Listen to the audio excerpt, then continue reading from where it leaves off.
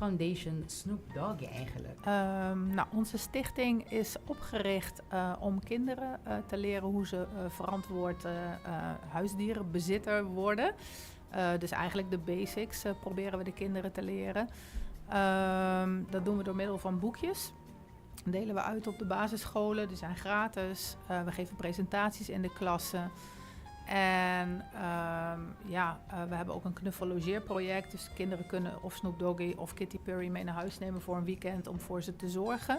Wat is dat precies? Het is eigenlijk de main character van een boekje, de Snoop Doggy. Oh, oké, ja. Die hebben we als knuffeldier laten maken. Nice. En daar krijgen ze dan van alles bij. Een carrier, en water, een drinkbakje. Oké. Een kleedje enzovoort. Om eigenlijk voor dat beestje te zorgen. Activiteitenboekje zit erbij. En dan moeten ze opdrachtjes doen. Van wat vindt Snoop Doggy leuk? Wat heeft hij gegeten? Wat heb je met hem gedaan? En soms eigenlijk een beetje de verantwoordelijkheid te leren voor het verzorgen van een huisdier. Nice. Dus die dingen nemen we ook mee naar de open dag. Oké. En verder hebben we natuurlijk activiteiten voor kinderen. We hebben facepainting. We hebben een fotoboot met hele leuke props. We hebben onder andere een prop met een drol erop. Dat vinden kinderen, maar ook volwassenen. Die vinden het erg leuk om mee op de foto te gaan. We hebben houten ornamentjes mee. In de vorm van een bot of een pawprint. Die kunnen kinderen beschilderen. We hebben een opblaashond. Die hadden we vorig jaar ook. Was ook een groot succes om daarmee op de foto te gaan. Mijn man die erin zit vindt het iets minder. Het is behoorlijk warm. Ja. Maar nee, met alles voor de stichting natuurlijk. Ja. En een grabbelton hebben we.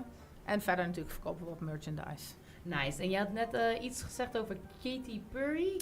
Klopt dat? Kitty Purry, ja. Kitty Purry. Ja, Kitty Purry, ja. Oké, leuk. Dus dat is dan ook een main character van een boek? Of is het een verschillende boek? Nee, we hebben 3 boekjes. Het eerste boekje gaat over Snoop Doggy. Ja. Hij wordt geadopteerd, hij komt bij een gezin. En die kinderen leren om voor hem te zorgen.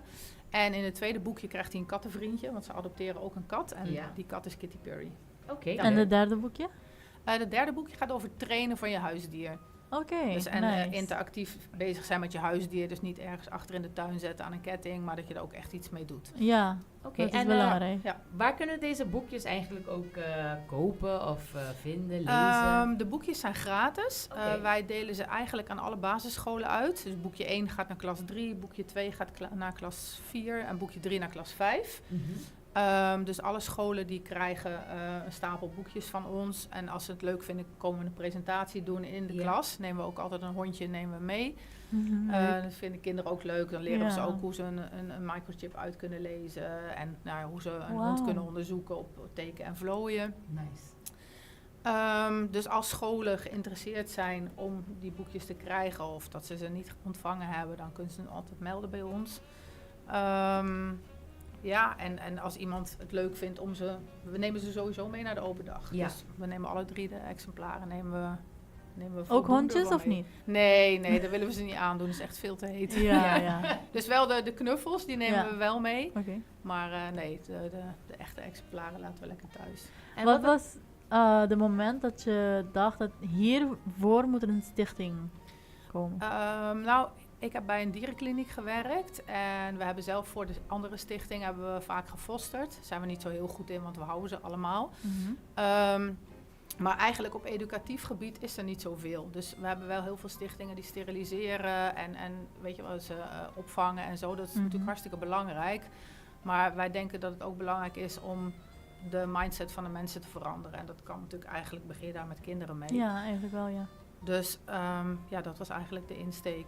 En ik had heel lang in mijn hoofd, ik wil een boekje uitbrengen. En het moet voor iedereen toegankelijk zijn. Ik wil niet dat kinderen het hoeven kopen, want de ene ouder heeft er wel geld voor en de ander niet. Dus het moet voor iedereen gratis zijn. Maar toen dacht ik, dat kost heel veel geld en sponsors. En toen heeft iemand tegen mij gezegd, je moet gewoon beginnen. Dus dat heb ik gedaan. Ja. En wat is jullie doel voor open dag? Ons doel voor de open dag is natuurlijk om nog zoveel mogelijk loodjes te verzamelen of te verkopen. Want uiteindelijk gaat daar een deel van de opbrengsten naar onze stichting. Ja. En daarmee kunnen we natuurlijk weer meer doen, meer boekjes printen. Misschien komt er een deel 4. Weet Ja. je? Dus ja, daar Oké. gebruiken we het voor. De merchandise is daar eigenlijk ook een beetje een voorbeeld van. En verder willen we gewoon een beetje de naamsbekendheid of het bekender maken van de stichting. En die loodjes, is het cash kan je het kopen of ook transfer bijvoorbeeld? Nee, we hebben geen transfer via de bank wel, of Oké. PAW hebben we. Maar we hebben geen swipe machine, dus Oké. het is inderdaad cash. Oké. Ja. En hebben jullie ook volunteers? Zoeken jullie voor volunteers? Of zo? Nou, voor aanstaande vrijdag zouden we nog wel iemand kunnen gebruiken die kan facepainten. We hebben iemand die het heel goed kan, maar ja, waarschijnlijk is dat wel leuk voor kinderen om te doen. Dus we kunnen daar wel wat hulp bij gebruiken.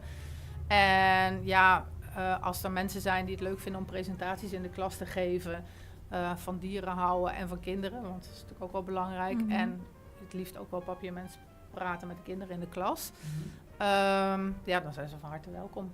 Nice. En waar kunnen ze dan contact nemen met jullie? Ze kunnen een WhatsApp sturen naar het telefoonnummer 5920642. Mhm. Of ze kunnen ons een e-mail sturen.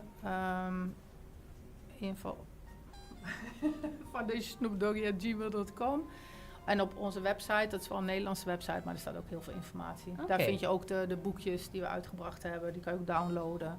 Wat overige informatie, lesmateriaal. Nice. Waren deze boekjes ook in Papiamento of alleen Ja, in het het Nederlands? zijn tweetalig. Oké. Ja, dat hebben we expres Nice. gedaan. We proberen, ik doe het nu natuurlijk in het Nederlands, om Ja, het ook ja, makkelijker zeker. vertellen. Ja. Maar de presentaties doen we ook in de papiermensen in de klas. Omdat we Oké. merken dat de kinderen dan wel meer interactief zijn. We Mhm. doen ook quizjes met ze.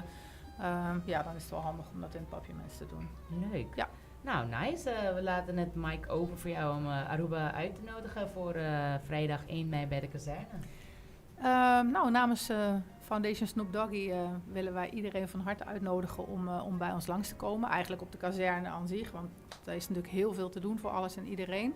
Maar ja, bezoek vooral onze spot bij een van de kraampjes. En als je zelf nog even rond wil wandelen en je kind eventjes achter wil laten, zodat hij wat kan schilderen, dan is dat natuurlijk ook helemaal prima. Nice.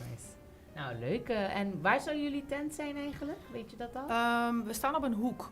Dus volgens mij staat Favi op één hoek en wij op de andere hoek. Oké. Maar het is in ieder geval op het terrein waar alle kraampjes zijn. Oké. Dus niet bij de foodcourt, maar echt het terrein Ja. waar de kraampjes zijn, waar mensen dingen verkopen. Nou, Ja. leuk. Dankjewel. Dankjewel voor de uitnodiging. Thank you.